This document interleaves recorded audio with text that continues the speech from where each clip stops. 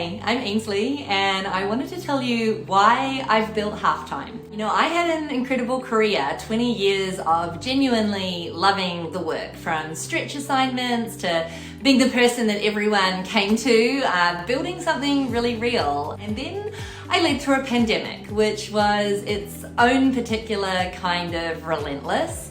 And then what came after that was one of the hardest professional seasons of my life. I was in an environment that just slowly dismantles you while you keep performing. It was high functioning vigilance at its worst.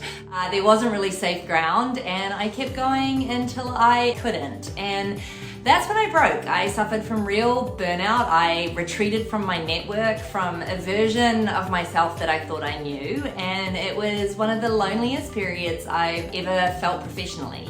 I had people around me, that wasn't it, but I just didn't have the language for what I was going through. And on top of that, my body had also stopped cooperating. Perimenopause doing its thing at exactly the wrong time. And underneath all of it was honestly a lifetime of putting everyone else first, of being so wired for people pleasing that I hadn't built any real space or boundaries for myself. And the resentment that quietly builds when you live that way for long enough is really real.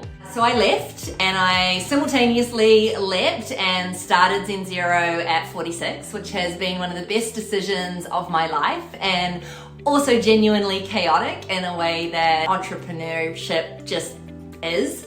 And then I built my practice, and as I coached more women and talked to more friends and family, the same story just surfaced over and over again.